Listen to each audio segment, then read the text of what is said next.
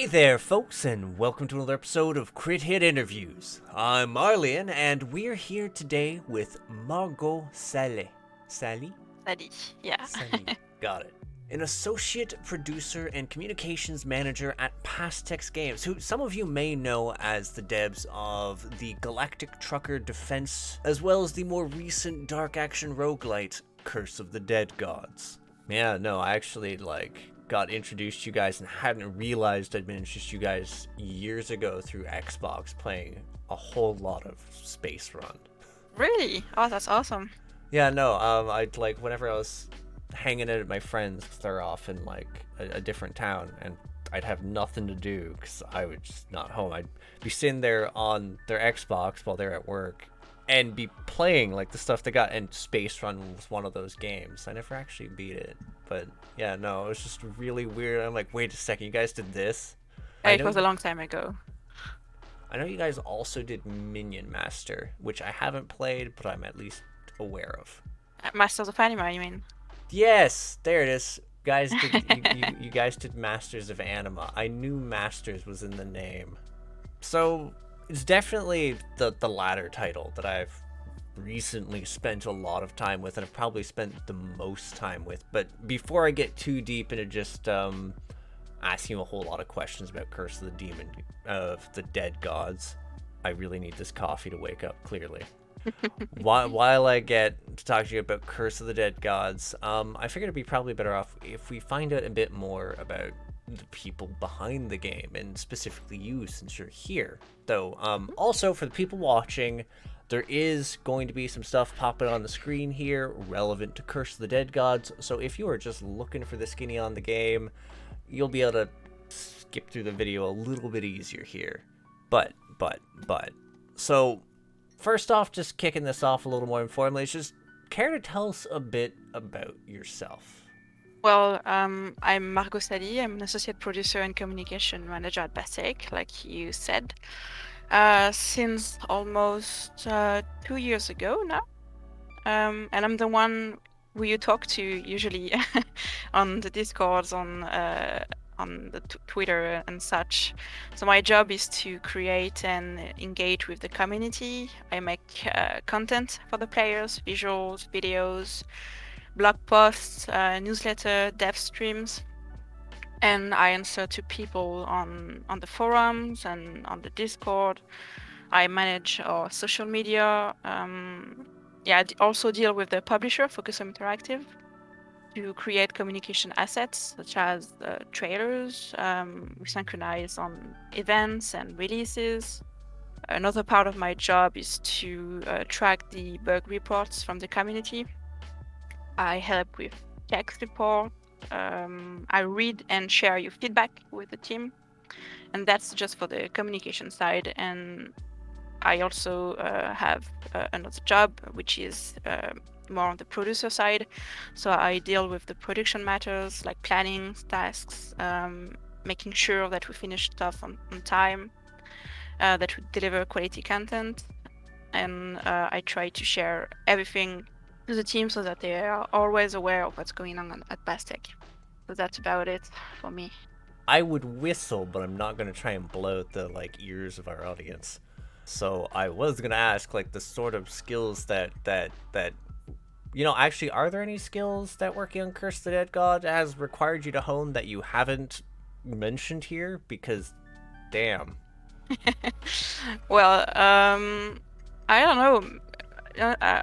Maybe I guess the main skill that you need to have to work all of those things, is passions, because it's linked to many things. Like in game development, it takes a long time to create a game, and you can get eager to share stuff to the community, but you have to wait, and you have to make the community wait as well, and it can be frustrating. So patience is the number one skill that I think you have to develop if you want to work in video games and in communication and producing. And because you also get asked the same questions a ton, and you will need to answer them every time. But yes, I think that's the skill that is the most important one. So, in my job. passion and a whole lot of patience. Yeah. Feel free to call me out if I ask you a frequently asked question. Um, but so you have a whole lot of this passion, this patience. It already sounds like you're coming to this with a whole lot of experience under your belt. So, what got you into game development? Yeah, so I've been a player since a long time. Actually, since as long as I can remember. My first memories in video games were from my childhood on the Super Nintendo and on PC with games like Blood or Age of Empire. Yeah. That I would play with my brother and my father. So yeah, a big part of those memories is watching my older brother playing those games and then later me having a go at them. And video games are a big part of my life and my culture. But it wasn't until my teenage years that I consider working in the entertainment industry. I wanted to be a screenwriter first because I love stories and I love to tell stories. But realistically, it's hard to say in French. I needed to find a more grounded job, if I may say. So I studied communication in hope of finding a job in advertisement. But apart from video games, I'm also a big fan of TV series. So I completed my degree with a master's in creative writing. Sorry. In hope of landing a job in the entertainment industry, and eventually I did. But it was more my communication skills that were required for my previous job. Fortunately, it was in the movie and animation industry, so it was not that far from video games. But I learned a lot there, and I also learned that I enjoyed communication and organization even more than I thought.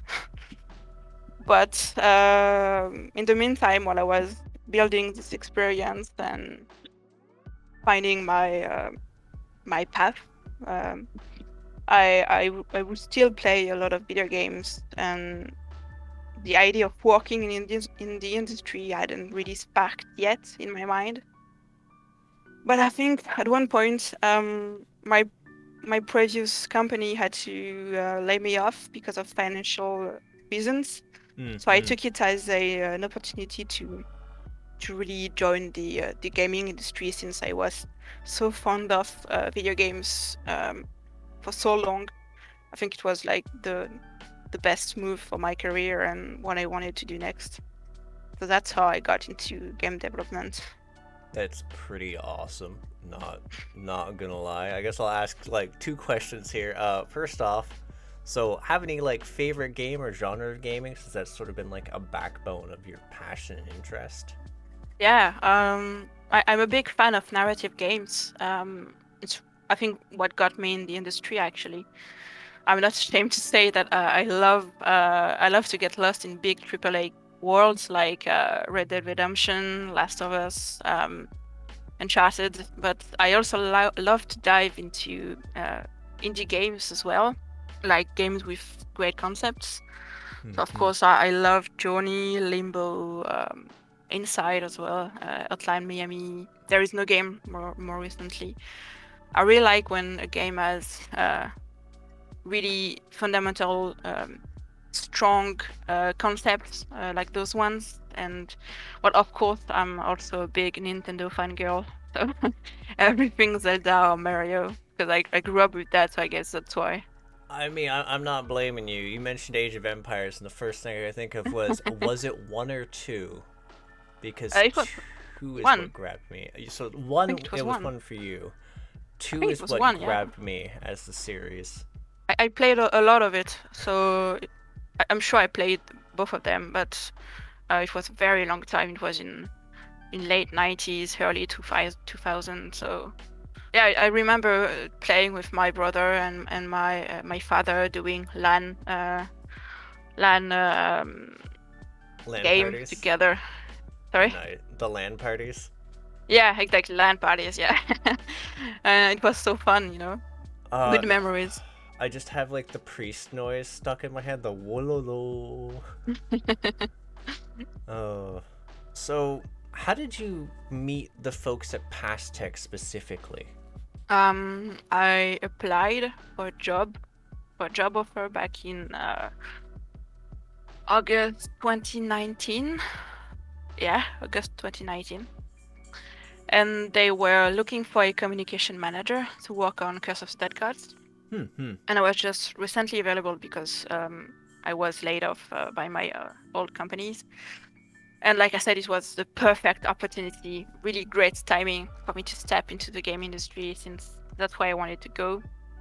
And I remember talking with a game designer friend, and he said to me that if you really want to go into the gaming industry, it's quite hard because you have to have connection, you have to have the right skills and everything. But there's many ways you can enter the industry, and if you can go to the front door, try the side door. If you can't, try the window, break the window open, stuff like that. And it really resonated in me, and I was like, yeah, that's true. To me, it was more like, how do I get into the industry? And when I saw this job offer, I was like, that's perfect because I have the skills. I love what the studio made before, and it was in my region, so it was not far away from my home. So it was like really perfect timing, really great. I was very lucky, and of course, I met the Passtech team during the interview, and it went well.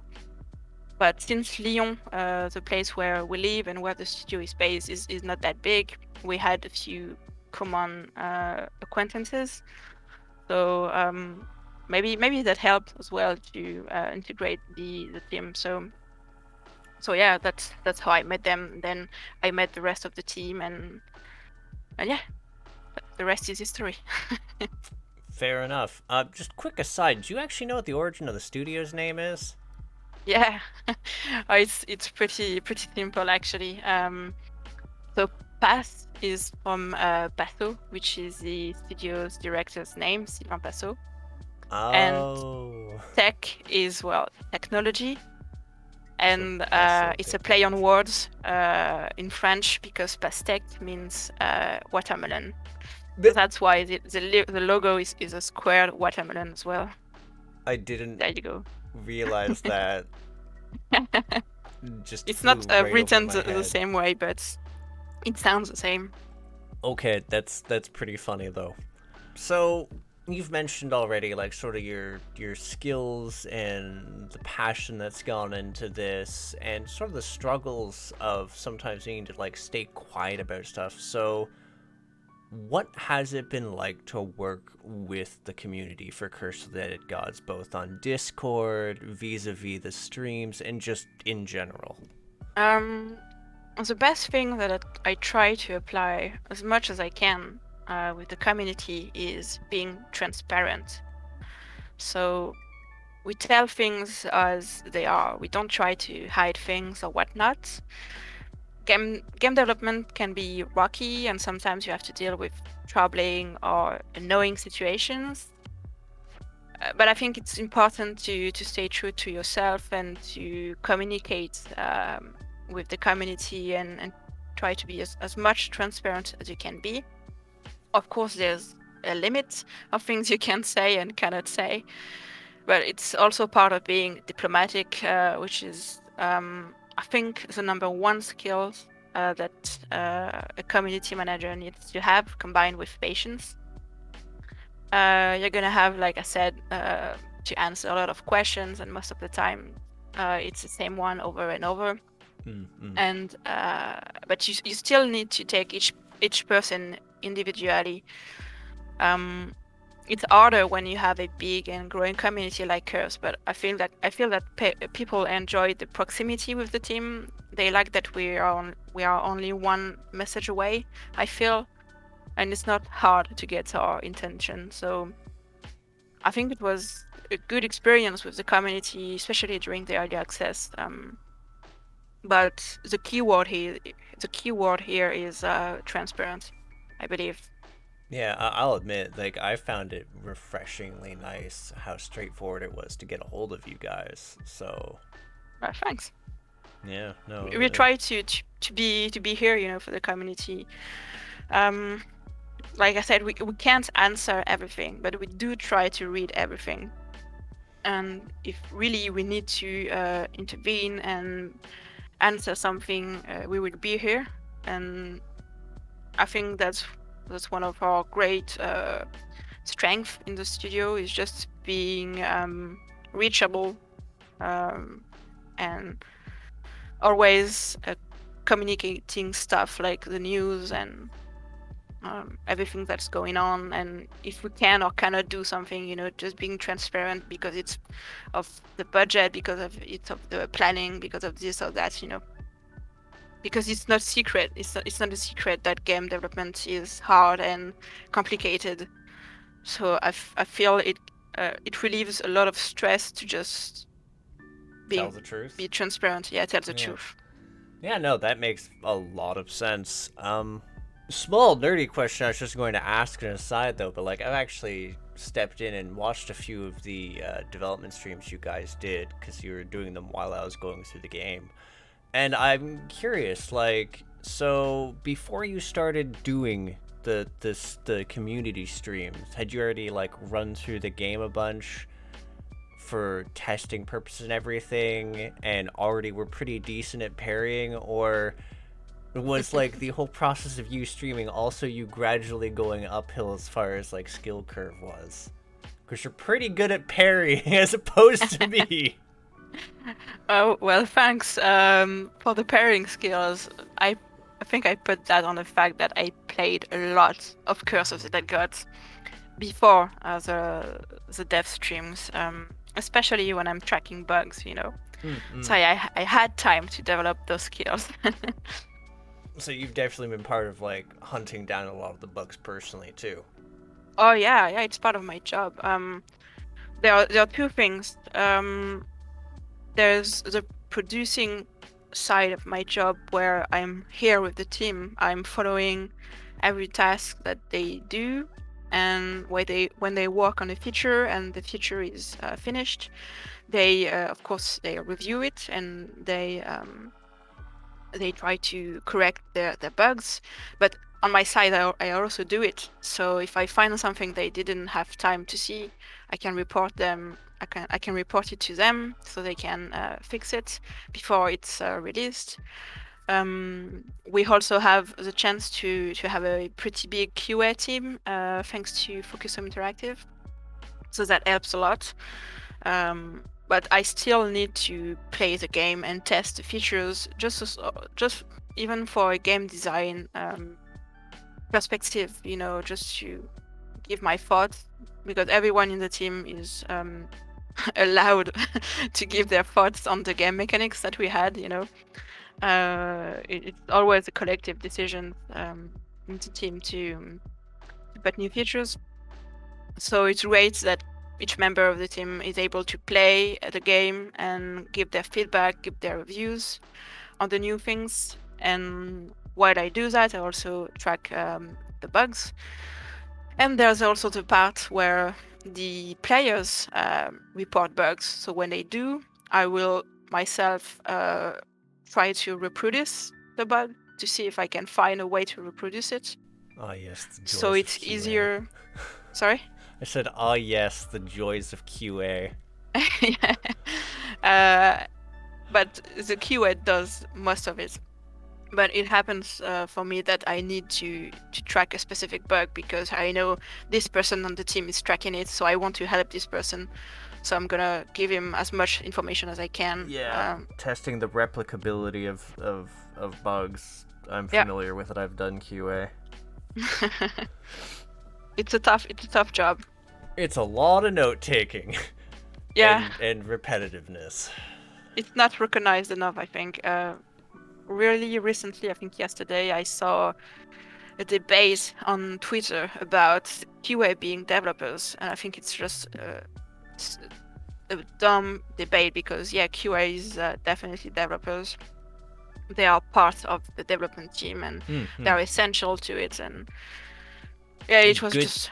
I'm talking about it because I saw it recently on Twitter, and I was like, of course, they are developers. It's such a crucial part of game development. And if you have like a really good QA team, that's how you get like a much smoother process. Like, yeah, Exactly. there's been a movement of like working with the community and using early access games to like sound out bugs that a smaller QA team might not find, and that does work. But at the same time, like, the ability of having a QA team in pocket means you have that better communication back and forth, generally that centralized form of like note taking, as opposed to Yeah. like some of the scattered bloggish posts you'll sometimes get.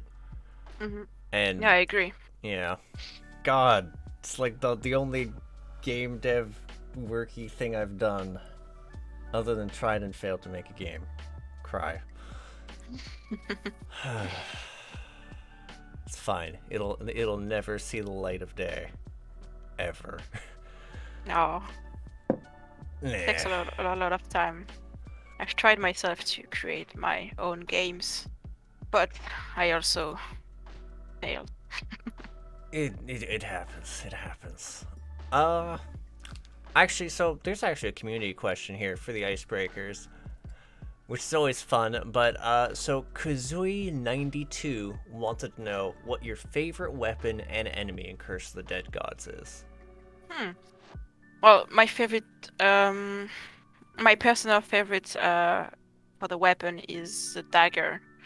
I just love the moveset, the cross combo, the way to do critical damage with the backstabs. It's fast and smooth. I really love it, and I usually pair it with the claws and the bow or spear. Yeah. And as for the enemies, I think I just like the lurkers because they are the first enemy that you find. I really like the design. I don't know. I think the lurkers tell a story by themselves, So I really like them. Nah, I dig it. God, like, I remember like coming across when you first see them in like the darkness aspect of the game. I'm just like, yeah, no, that's uncanny. Yep. But I think this works pretty well for an overall backgroundish part. So if you're not contrary, I'd sort of like to just see if you'd be willing to give a quick description of Curse of the Dead Gods for people who are going to be new to it and come in to see this interview. Yeah, sure. So Curse of the Dead Gods is a 3D action top-down roguelite that came out in early access in March 2020 and in final state in February 2021. So we had 1 full year of early access. And basically, you play an explorer that gets lost in a cursed temple. And while you are in the temple, you also get cursed yourself, and you are how to say it? You have to die and die and die to try to find a way out, and that's basically the plot. You have to find a way out. A lot more elegantly said than the small description I put in my review, of which I also named our erstwhile protagonist Manly McMutton Chops. That sounds cool. So his name is actually Caradog McAllister. yeah, I actually got the entry that says that. Oh yeah. Yeah, with a little bit of shenanigans. Yeah. A little bit. Isn't it like one of the last entry you can get? It is the last page. Oh yeah, so it's okay. You've played quite a bit of the game. For any of the games I review, I beat them. Generally, unless it's like either unplayable or just that bad. And I really enjoyed Curse of the Dead Gods, so I was like sitting off stream and playing it. Awesome. Thanks. Yeah, no problems. Spoilers to the people who are looking forward to the review, I guess. I mean, still watch it. But so how did Curse of the Dead Gods come to be? Because it's a pretty large departure from prior games. Yeah. The pre-production phase started in 2018, right after the release of our latest game, Masters of Anima. I believe it was in April, or May. I don't remember. We started to gather a lot of inspiration, stuff like we would like to work on, etc. And at the time, the team was playing a lot of Breath of the Wild, Darkest Dungeon, Diablo. So I guess it sparked in them the idea of Curse. And as well, they enjoyed the roguelite genre and the possibility behind the genre as well. So I think that's where everything started, just playing the cool stuff that were released at the time, and also all the good games that the studio always enjoyed, and try to take all the good things from those games and create new things to make it exciting and fresh, like the curses mechanic, the light and darkness mechanic. So yeah, I think that's how it started. I wasn't there because I started when the game was pretty well established. But from what I heard from the team, it was a long process to find the tone and the theme and the art direction of the game. Yeah, I was gonna ask about the tone because there was a recent Twitter post that mentioned that one of the tentative names for this game was Need for Greed. And as much as I loved the idea of like erasing through sort of Aztec-y / Mayan-y temples and causing a whole lot of havoc, I'm going to think it turned out pretty well in its current incarnation. Are there any other choices for working titles that came to mind, and would the Need for Greed iteration have been different from this one?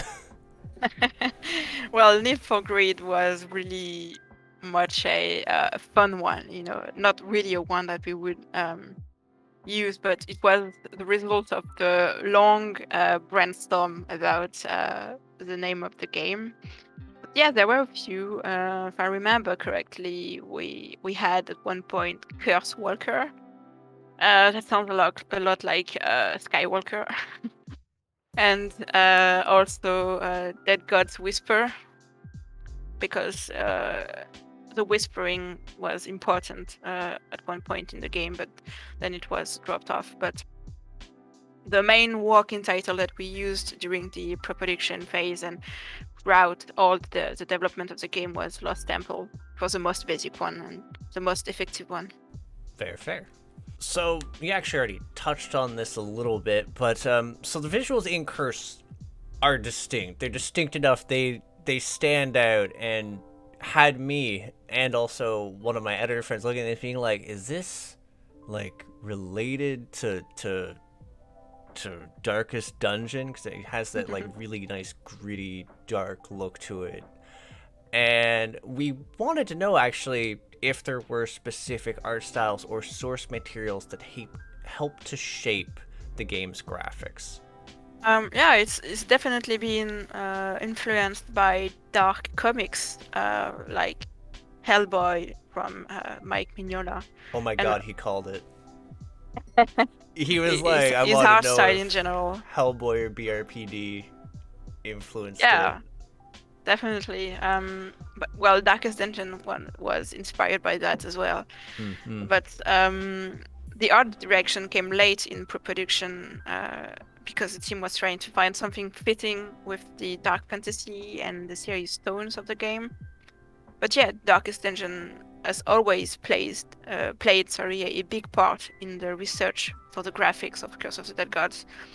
I think at one point in the team we were like, it would be really cool to have a 3D Darkest Dungeon, and that's where the direction followed after that. Yeah, no, it's fair. And it totally makes sense. You're just walking around to get screwed up by a friggin' trap. I can see it very clearly. Especially when I remember also the Twitter post of all the different deaths that happened. I'm like, yeah. Now, at the current juncture, this is more of a lore question, though I guess it's also sort of developy bits. But so in the game, there's 3 gods of wonder and a god of pain. Yep. At any point, well, first off, while the 3 gods of wonder have their own distinct temples and aesthetics, Zibetsalok? Speltzalok. Spetsalok. Speltzalok, yeah. It's Speltzalok. pronounced like a she. Speltzalok. Spetsalok. Did he ever have his own temple, or was he always just meant to be like usurper of theirs? No, it was always a plan to have the 4th temple be a mix of all the other temples. But if we had more time and budget, we would have loved to have more stylized rooms made after the God of Death, like you can see at the end of the game with the tombs of the dead gods. Yeah, I recall a few of the room where like the very final encounter happens, and also Sorry, Sorry, I didn't catch that.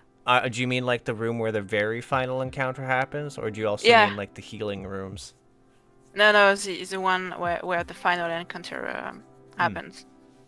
Good stuff. But it would have been cool to have themed rooms with Speltzalok. But yeah, game development is tricky, and you can't do everything you want. But it was never planned to have a whole temple for him. It was always like a mix of all of the other temples, because that's Speltzalok playing with your mind and trying to trick you at the very end of your exploration. All right then. So secondary question is, were there ever intended to be more gods of wonder or pain for the pantheon? Like, was there ever more than like the 3 gods of wonder or any other gods of pain, either just narratively wise or even temple wise? Yeah, the goal was always to make 4 gods in the game: the jaguar god, the eagle goddess, the serpent goddess, and the god of death. But yes, in the lore, we imagined a few others, especially in the god of pain's pantheons, like the god of hunger and famine, for example. But they never end up in the game, and they were never meant to end up in the game. But it contributed to create the story and the lore of Curse of the Dead Gods. Any chance that in a future thing we might get like some small bit of lore for them, or not so much? Well, it's not planned, but who knows? Who knows? So here's another thing: is what went into the naming schemes for the gods and also the locales, since their temples also have those names, and just how much research went into the game at large? So we actually created our own conlang for that. Don't know if you are familiar with conlangs. But we collaborated with Antoine Henry, who worked on many other games and had experience in making conlangs for video games. So conlangs is made-up languages for fictional, purposes. He took inspiration from Proto-Mayan to create new rules, pronunciations, etc.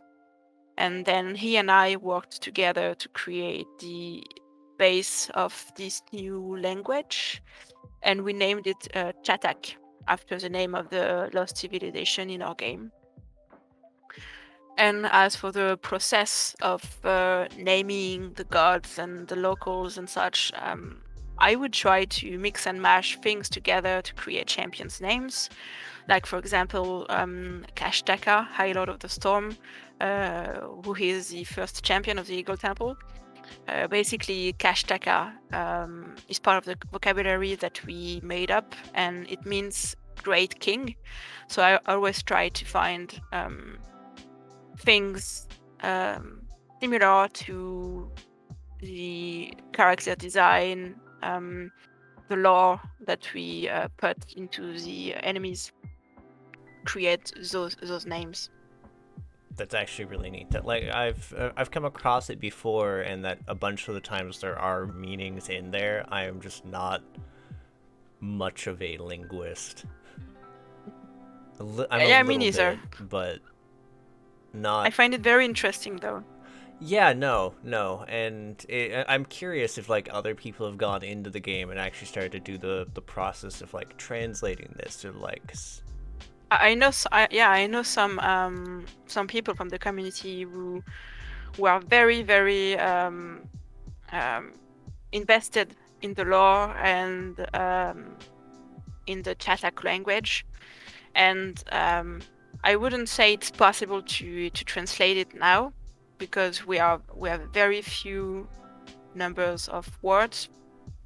But I'm sure they're very interested to find out everything about it, and maybe one day I will release maybe on the wiki of Curse of the Dead Gods I will put all the significations of all the names, and that could be I think interesting and neat. entertaining to some people. Yeah. Yeah. Yeah. No. I'll be like, oh yeah, what's this temple mean? What's this guy's name mean? Who I punched in the face? But so in this case, then, what was the hardest challenge when making the game, both in general and for your own personal role? I think for me and for the team, it's pretty much the same. I think it's just finding a good balance between our vision of the game and the players' feedback. You know, the whole process of early access was amazing, and it brought so much to the game, which was definitely always a challenge to know what could and could not be fitted into the game. And then people have expectations, you know, they want this or this feature to be added, but you have to choose and you have to make the hard decisions. Then you have to explain why you made this decision.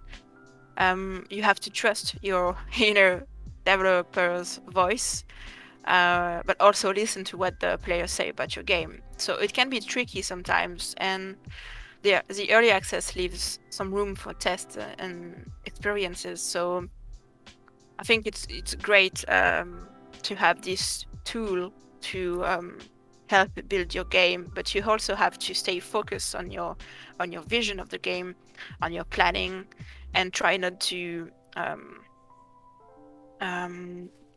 differ from the, I don't know if that's the right word, differ from the road. Divert? Divert from the road. Yeah, sorry. And yeah, that's, I guess, the main challenge for the team and for myself is to trust yourself and also learn how to listen to the feedback and find ways to implement those things in the game, even though you didn't think about it at first. Yeah, no, that sounds like a hectic balancing act, and there's certainly examples in the gaming world and the indie gaming world where it's done well and it's not done well, and like again, like my experiences with Curse the God were pretty neat, and it was interesting seeing like even the layout for you guys' Discord where you had like the upvoting thing to sort of help get some of the really well received community suggestions just sort of float to the top. Yeah, it was very, very nice to have all those tools for us. We also have, it's not public, but we have a like a statistic around the game, so we know which enemy is the most difficult. We know which weapons is the one chose most often, stuff like that. So it also helps us, you know, to follow the vision. And is it lightning baby and is it spears? It's not. The babies are quite hated, I know, but It's actually the bosses, the avatars. Hmm. And for the spears, I don't remember which weapon it is actually. I think it's the blood seeper. Hmm. I mean, that's fair when it shows up. Yeah. I really like the what is it, Titan Slayer?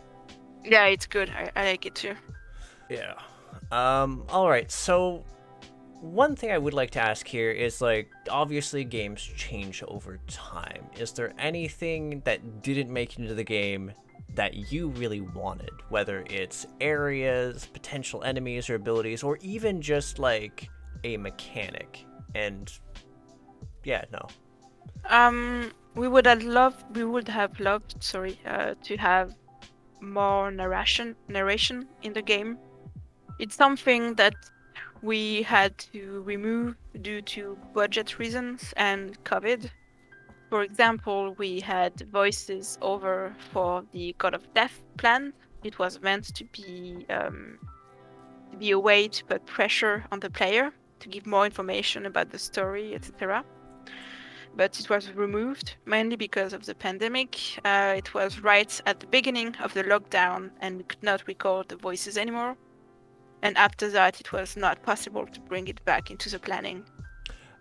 But in the end, I think we did our best. We bet on environmental storytelling, with the ambiances, with the decors, which tell stories, and the codex entries of the bestiary. And I guess all of that contributes to the mystery of the temple. But if we could have, we would have put more narration in the game, like more cinematics, the voices over, and maybe a better narrative design, I think. So that's, I guess, the regret, the things that we had to cut down because of many reasons.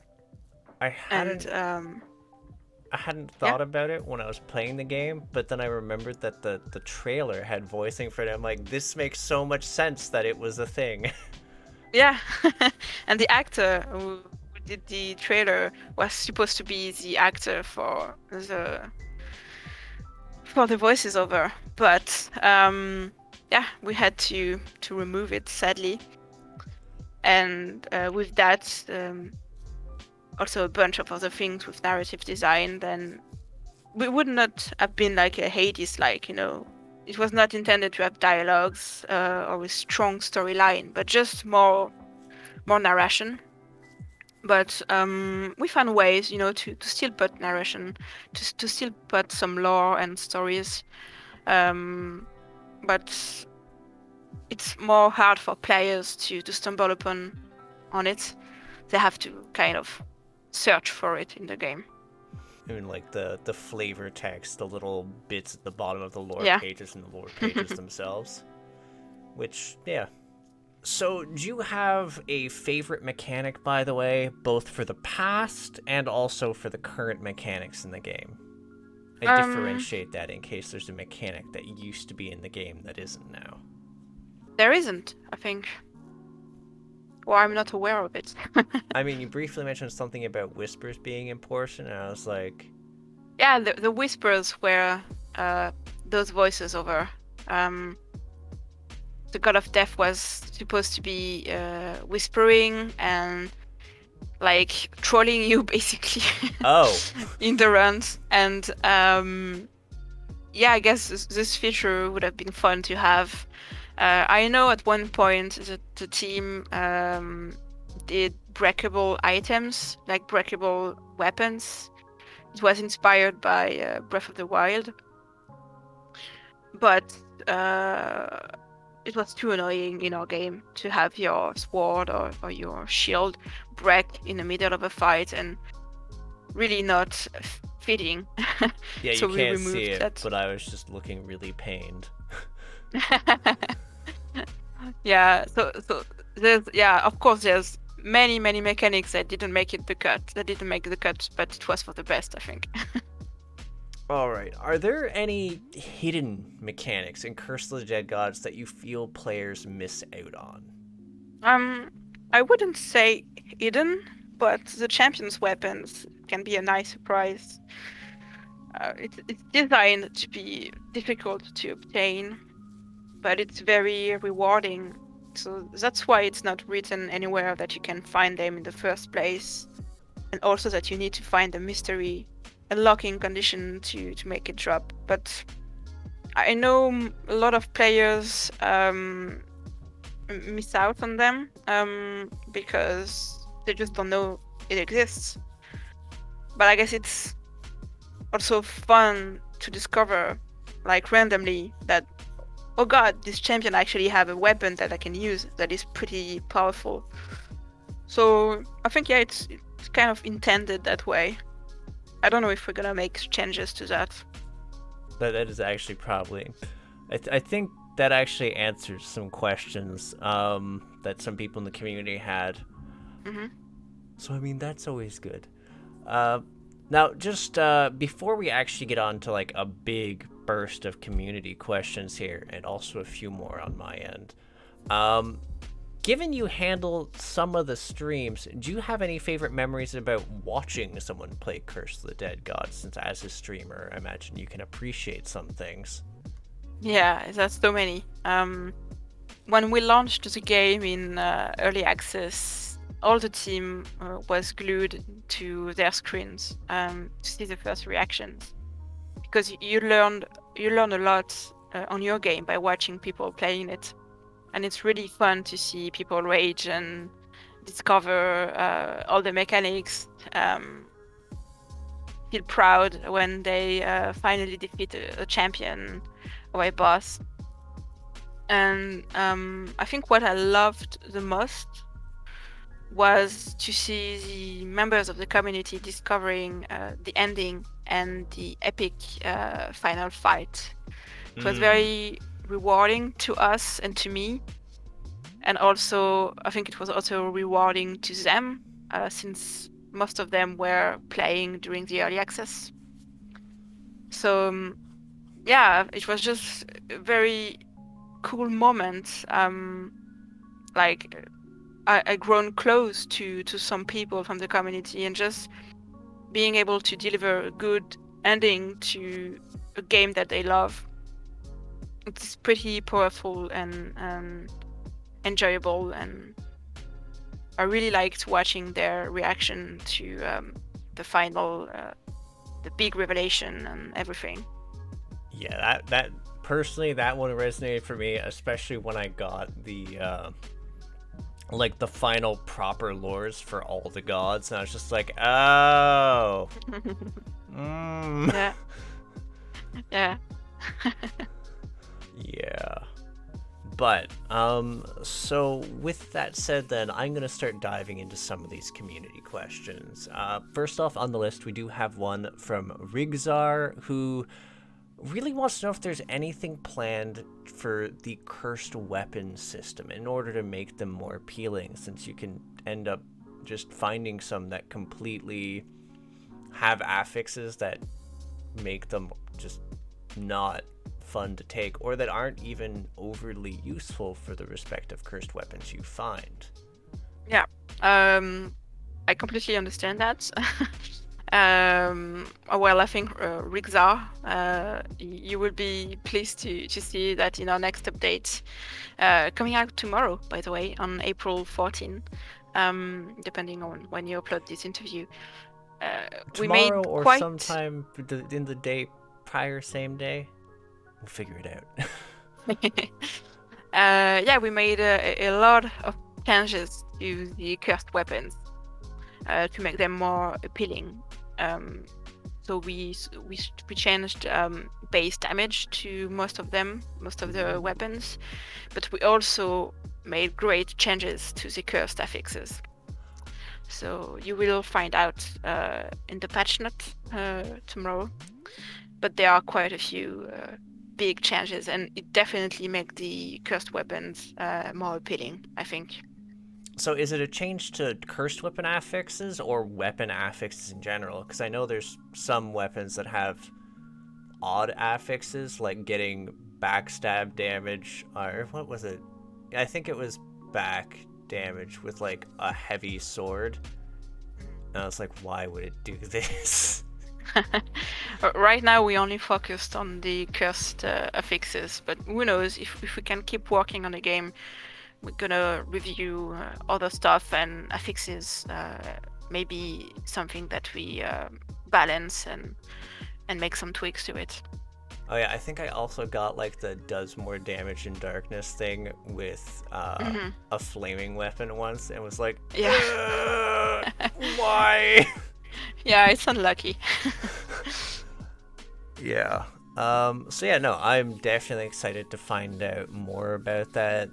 If there is anything you'd care to mention on the affix system, for just the cursed weapons, like, is it more unique things popping up there, or? Oh, I don't have the list right now, so I don't quite remember, but let me check maybe quickly.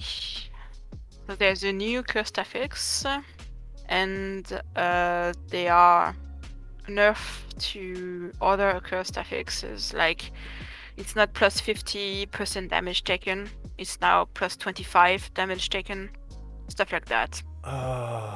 So I had a plus 150 damage once because I picked up 3 cursed weapons all with plus 150. Oh boy. Yeah, no, it was not good. I was just like, and I was in like a hard expedition, so it just blew up my health. And I was just like, no, bad. So yeah, since the game is based on a lot of randomization and everything, you can't control everything, and sometimes some situations are messed up, but so the risk reward on them is a lot more appealing now, so it's less likely to be overlooked, and that'll force players to interact with like the cost of upgrading cursed weapons then. Yeah. I like it. Exactly. That, yeah, because like normally I always purge them, like almost without fail. I think the exception was I got like the one that heals on hit, and I had the blessing that turns overheal into money. Oh boy. That's a nice setup. Yeah, it was pretty good. But yeah, I already technically you answered about whether or not there's going to be clarification on bosses dropping their hidden weapons. You said there's currently no plans for that. Yeah. So there are guides online. I know that people that's tell how I us found how to drop them. That's how I found out about them. But it's not planned to write it in the game. But who knows? Yeah, I don't know. Maybe we'll do it. Why not? I mean, you can always stick a lore thing. Always be a lore thing. 'Cause us Yeah. lore hunters would love that. But yeah, Michelangelo 6002 wants to know if there are any means of co-op planned. Well, it's a question that is asked a lot, and I think you know the answer to that. Yeah, I'm assuming no. Yeah, no. The reason is that co-op would mean to make a totally new game, because Curse of the Dead Gods is not at all made for a cooperative experience. So it would mean we have to think again the level design. We would have to create other characters.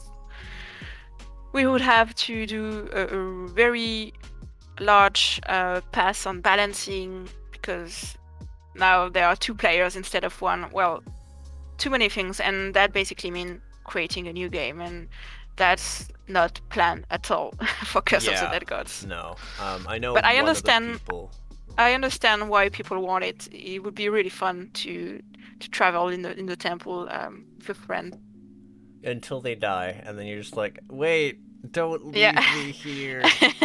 I know someone. Yeah, that's asked... also something you have to take into consideration as well. Like, what happened when your friend died? Do you still keep going, or do they die the in end a for pit you? trap and you can't revive it? Like, what happens? I know one of the people who'd asked clarified that they just wanted to see an endless wave mode, something like that. But even then, I figured that was probably not in the cards.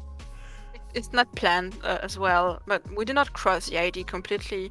Could be fun to have that, but it would also mean balancing a lot of stuff, and at the moment we don't want to focus too much on something this big, because the game just released and there are tons of other stuff that we could add instead first.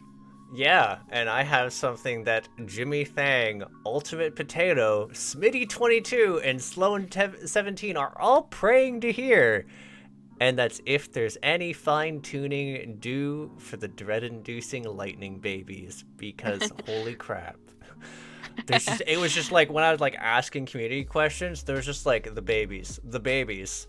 Are they doing it? Babies everywhere. just flooded responses about the dreadful offspring. Well, the answer to that is yes.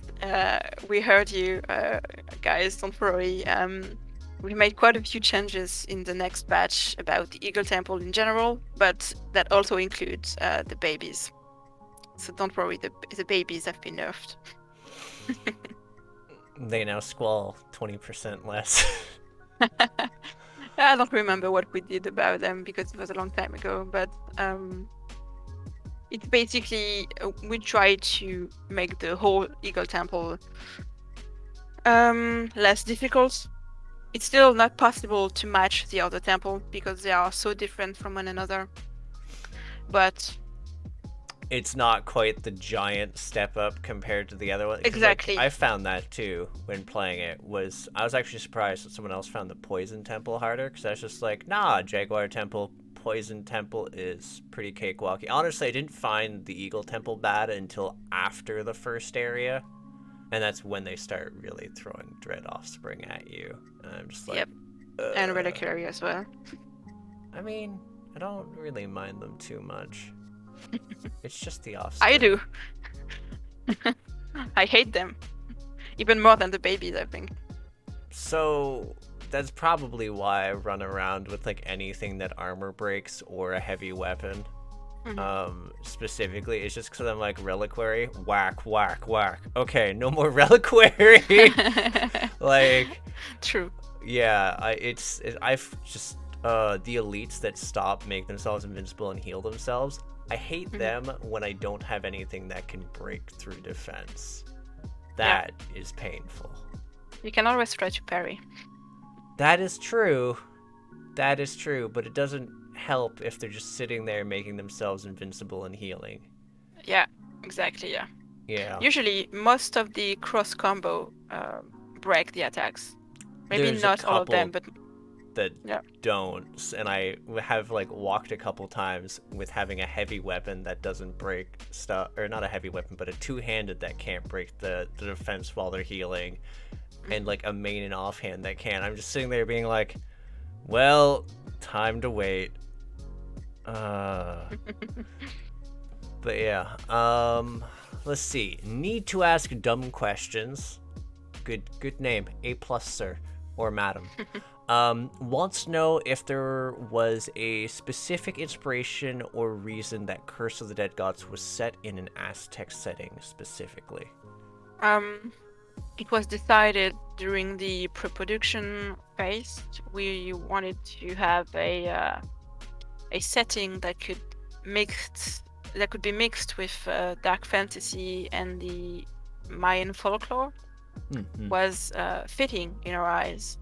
It was either that or an Egyptian theme. But in the end, we actually we needed a place that was known in history to be a place of exploration and myths. So the Mayan folklore was just perfectly fitting in our eyes. It's interesting for me. Just to consider like how different the game would have been. It was in a pyramid in Egypt. It would have been like Set though, or would it have been like an unknown god? But yeah, Highly Potent wants to know if there's any plans on implementing a way to re-roll affixes, which, as you mentioned, there's the times you get like a flaming weapon that deals extra damage in darkness.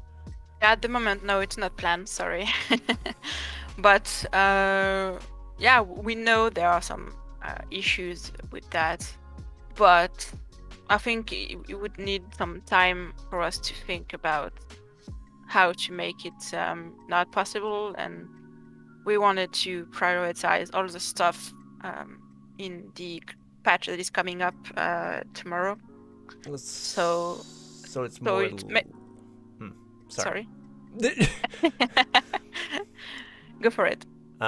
So it's more likely that you guys are going to be tweaking how affixes are generated rather than like implementing ways to re-roll them. Yeah, maybe it would be easier that way. Still, I don't know. We haven't really thought about what's next for Curse of the Dead Gods, so it could be something that could fit the discussion about that. So here's one, and this is more actually geared very specifically towards you, but Smitty wants to know how you feel Curse contrasts and compares to Hades, which, I mean, I guess this one was really coming. This question is asked a lot, and I get it. Two games came out quite close from another, so I understand why people keep referring to Hades when they talk to Curse, when they talk about Curse of the Dead Gods. But to me, the comparison with Hades stops at 2 points. They are both action roguelite games, and they have a top-down view, and I think that's it. Because I think that any players who played both games could agree on the fact that they feel very different. Hades is way more frenetic, like there is a crazy frenzy in each fight. And on the other hand, in Curse, our combat system is more slow-paced, and it's almost deliberate. It almost feels like a strategy game because each move counts, and you have to deal with your stamina management and stuff. So I quite get sometimes frustrated when we get bad reviews on Steam or elsewhere when people say that Curse of the Dead Gods is not Hades, because it's not, and it's not meant to be like Hades. And of course, there's no point in making twice the same game, in my opinion. But I think Hades is a truly amazing game, and I really like it, and it deserves all the attention. And in a way, we should feel honored to be compared to this game, even though they are very different. And from what I read online, and I do agree with what people say, that when you play the game, you actually know that they are completely different in the tones, in the way of the combat system, in the mechanics, in the weapon management, stuff like that. And of course, Hades is more lore and narration. Narrative heavy. Compared to Curse. And we have other great qualities, so I think both games are great. And sometimes it's not fair to compare them, especially when it's for, I don't know how to say it in English. I mean, as someone who played both, I get it, though, because I think the comparison's a bit odd. But it's interesting to know your thoughts on it, because that is doubtlessly a thing you come across.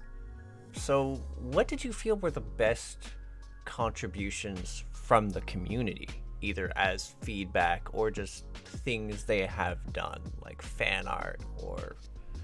I think maybe the feedback and the suggestions that the community gave us throughout the early access.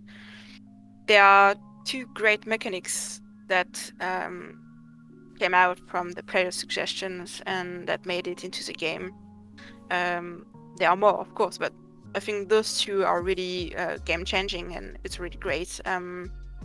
It's a recycling and the starting weapons features. It really has made Curse of the Dead Gods a better game, in my opinion, and it was really satisfying to also to know that it was an ID brought by the community, like it's a part of themselves in the game. So I think it's one of the best contributions. And of course, we've got also great fan arts and cool stuff. The other time, There was a member of the community who made one of the champion with Legos, and it was really cool to see. Yeah, I thought I hadn't thought about it at the time when I was writing the review, but there was like definitely an interesting aspect to the recycling that you could only recycle a weapon or relic before you used it, which because you'd sometimes get like a decent item or something where you're like, I'm definitely gonna replace this later, but it'll help me now. But if I recycle it, like some of them gave you pretty nice stuff like stat boosts. That's Yeah. interesting. That was a community suggestion. Yeah, of course, it's also always raw ideas, and we have to work around that and try to fit them into the game. So there's a part of themselves and a part of us. And I think that's what's great. It's just the combination of all the ideas together to create something that is in the end necessary in the game. Yeah, no, I super dig it. That mostly deals with a lot of the community questions. There's not too much left, so I think at this point I'm just gonna actually talk a bit more about the big update that's coming / that will probably be released either the day of or a little bit before this review is posted. It'll be in Yeah. the same neighborhood timeline. So yeah, I'd love to know more about what's coming up. If you want specifics, I do believe there was actually a mention of a new two-handed weapon type, if I'm not mistaken. Yes, you're right. Well, the star of the patch is the Dead Cells crossover that we made with Motion Twin and Evil Empire, and just that it brings quite a few content to the game, like 3 new weapons, Dead Cells themed: the broadsword, the cursed sword, and the explosive crossbow. There's also a new curse, which is Dead Cells themed. And we have a new room type, a room designed with a challenge, that gives you access to cursed items. So In it's exchange based for what? in exchange of a challenge, which is simple actually. You just have to defeat all the enemies in the room without getting hit. Okay.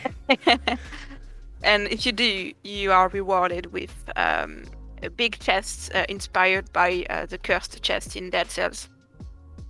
And you get 3 items. 2 of them are, I'd say, regular. It could be relics or weapons.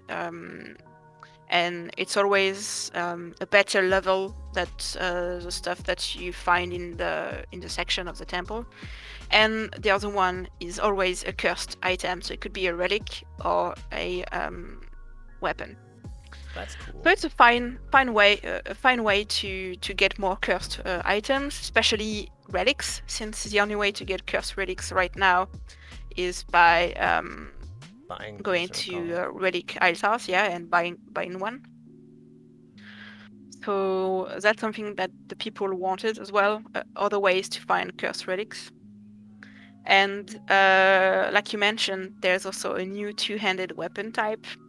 And since we're gonna, right after this interview, I'm gonna jump in a dev stream with Sylvain, the studio director for Passtech, and we're gonna play some Curse of the Dead Gods, and we're gonna show the new two-handed weapon. So I can tell you in advance if you want. Woo! The new two-handed weapon is actually bombs. Ha! Like grenades, dynamite, explosive stuff, basically. So they're gonna be able to break walls, I assume.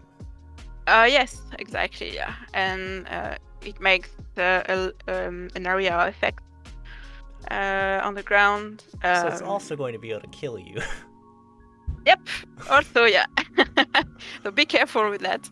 But yeah, it's a really, really fun new two-handed weapon. I I really enjoyed playing with it while I was testing the game, and I think people are gonna be really happy and maybe even freak out a bit because there are some great effects, especially the cursed bomb. Okay, I was actually going to address this, but considering there's some weapons that are less represented than others for curses and a new weapon type coming, how many cursed weapons are being added with this new patch? There's two. Two. The cursed sword from Dead Cells and the new cursed bomb. And are they just like that's two. the normal can be just unlocked from the armory, or is there anything specific you need to do for either of them? No, you just have to unlock them in the armory. Okay, because I was like, are the avatars ever gonna drop cursed gear? Because I know some of the weapon types have less gear for curse-wise than others. Well, that's something that we could add in the future, definitely. It's not in this patch, but if we are able to keep working on the game, I think it's something that you would be able to see in the future. Yeah. Oh right. So care to talk a little bit about the Dead Cells weapons? Because I'm curious what they're bringing to the table. Yeah, sure. The broadsword and the cursed sword have the same abilities that in Dead Cells. So for the broadsword, you do critical damage on the second and third attack. Chunky. And like it. Plus, it's pretty cool. It's like a really new, cool moveset. Like we try to recreate the same move as the beheaded in Dead Cells. So it is a heavy weapon, but it has a different animation. Yes, exactly. Yeah. And for the cursed sword, it's the same thing as in Dead Cells. If you get it once while you hold the weapon, you die. Does that include if you switch to a two-handed weapon? No. If you have the two-handed weapon, you're fine. But if you get it once by an enemy, the traps doesn't count. You die instantly. But and on the other hand, it's a basic sword, like it's a main weapon sword. You deal a lot of damage. So speedrunner's best friend. Yep. Yep. And the explosive bow is really interesting because we don't crossbow. We don't have crossbows in the game. So we didn't want to make a new fighting style for crossbows. So we just used the pistol fighting style for it, but it still has a few differences. It basically works like a rocket launcher. So you throw, you shoot explosive arrows. And there's a special moveset as well for the cross combo. Interesting. Is it also going to be able to blow yourself up? Yeah. Yeah, okay, I just had to check. Of course. Of course. Alright. So another of the things that was coming in this patch, though, was weapon locking, I do believe. Yes. So I'd love to know more about this, and if there's going to be any sort of downside to using this system. Yeah, so it was basically something that the community wanted for a while. We've noticed that some players, they would have a second save to their game, so they can unlock only the thing they want. And we thought it was pretty stupid. So not stupid that they do that, just stupid that they have to do that. So we wanted to make a possibility for them to lock and unlock weapons, the ones they don't want to see show up in the temple.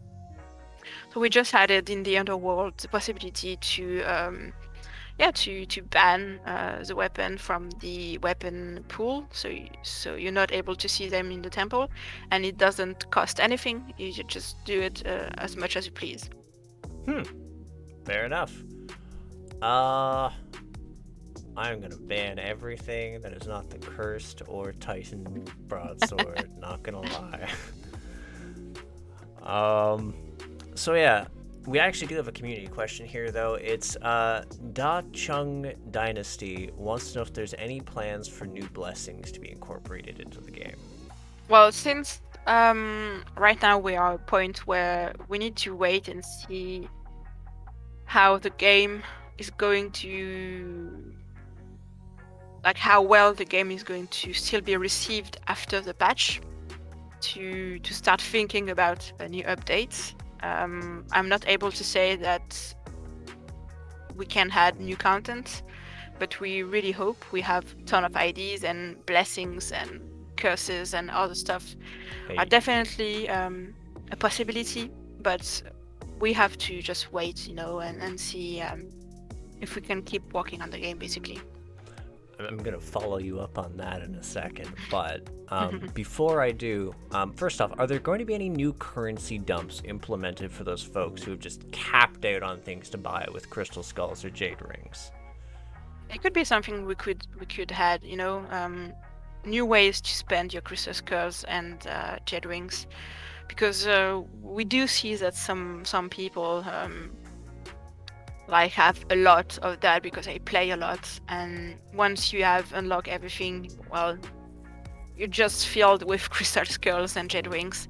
So it could be something that we dive into and try to find solutions. Yeah. I have tons of jade rings on me. I'm still maxing out favor, but I am just loaded in jade rings. I'm just like, oh yeah.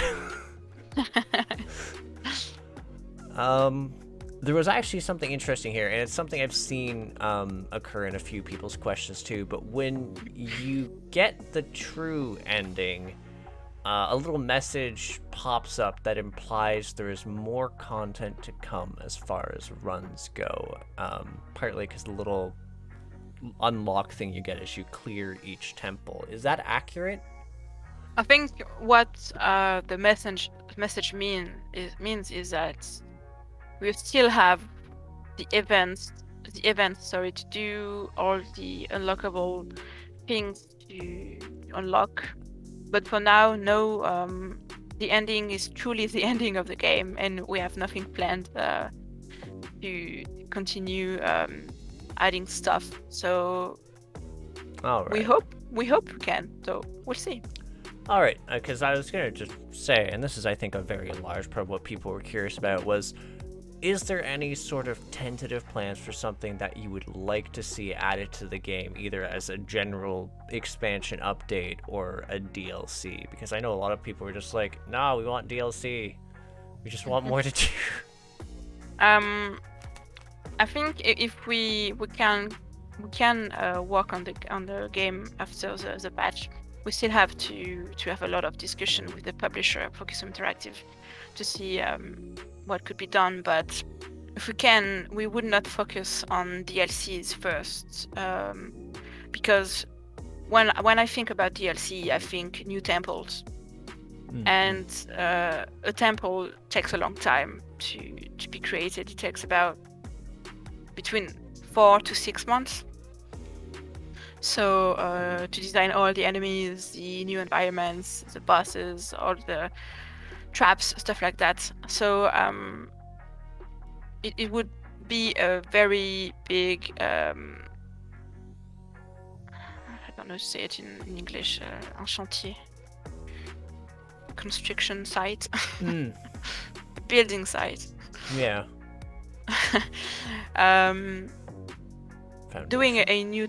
Doing a new temple would be very long, and it would take a lot of production time. And I think we would first concentrate with 3 patches, like to add new content, to add new basic content like new fighting styles, new curses, new, I don't know, maybe even new enemies. Could be something like that first, and maybe in the future DLCs with bigger content like temples. But Feasibly, would there be any lore updates? yeah, that could be actually interesting. Yeah, if we can find a way to fit it now that the game is finished, that could be interesting. Definitely. Because I know a lot of people were curious about some of the story and the other elements, and finding out about the other pretenders, the other people who are alluded to in the temple. It'd be really cool, yeah, to have a glimpse of the other pretenders. I don't know in what way, but that could be interesting. Definitely. Yeah, no, that was definitely a thing I was just curious about, was whether there was plans for that. And when you mentioned everything about how there was planned to be more narrative, but stuff got in the way.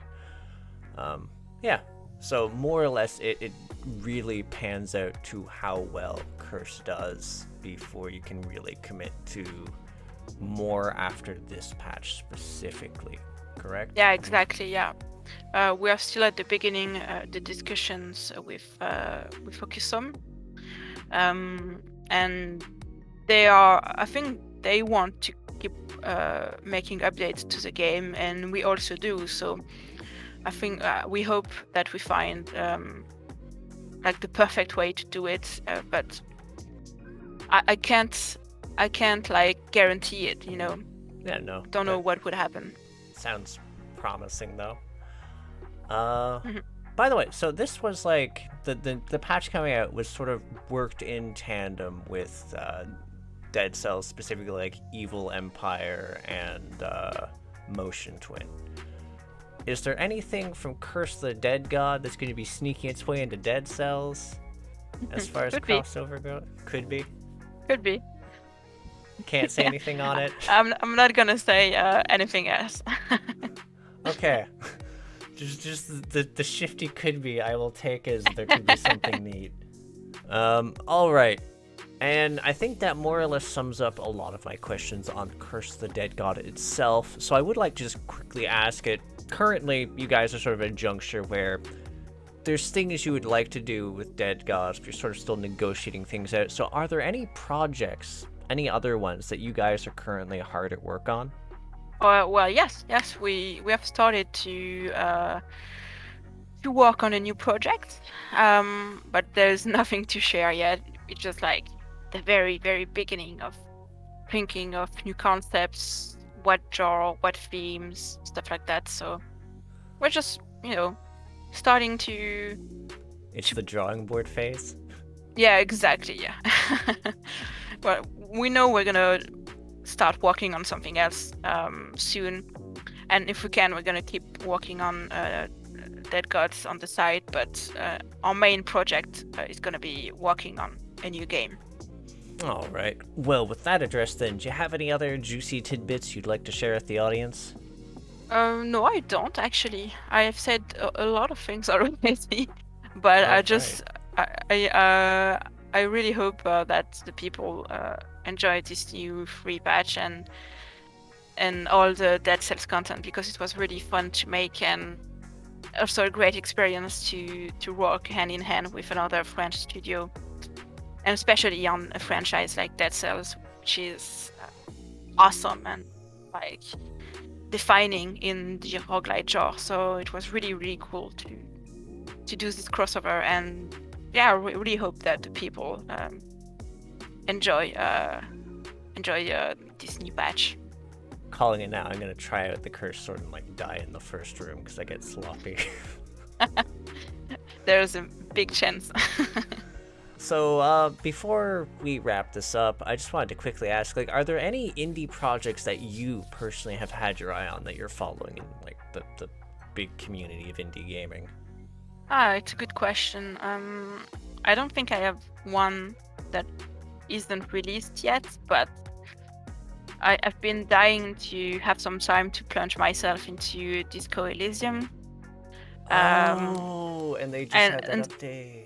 Yeah, since they just released the final cut version, I think it's gonna be the perfect time for me to do it, and I just need to take a few days off, and I'm gonna really play that. I think every day, all day. Yeah, I need to play it at some point. A friend told me that I need to play in it when he explained that he had a heart attack while trying to retrieve his tie. Okay. And I was just like, that's a thing you can do? It's like, that is like the least of the things you can do. I'm just Yeah, like, oh my god. it seems really interesting. I heard great things about it, and I love that types of game, and visually it's stunning as well. So I really can't wait to get my hands on that. All right. Well, I think that sums things up pretty nicely then. So, to the folks in the audience, you guys can buy or wishlist Curse of the Dead Gods on Steam. There's also for news at Passtech Games and at Play Dead Gods on Twitter. Plus, they have a spiffy website that you can check out at www.passtechgames.com, and there's gonna be links to all this in the video description because, I mean, links, it's easier. Yeah. Is there anywhere else you care to send people? Yeah, well, we do dev streams every Thursday, so if you want to join us during a live stream event, you are more than welcome to. And if you release the interview this week, we are doing actually a special event each day. Would be live streaming from those are French time, so you have to translate that, but from 5 p.m. till 7 p.m. And each day is going to be fun. We're going to have special guests. Tomorrow we will have Motion Twin with us. And the other days it's other members of the team. So it's going to be cool. We will have a chat about the development of Curse of Dead Gods and the new patch. So if you want to, you can join us in a live stream on our Twitch channel. And we also have a Discord server.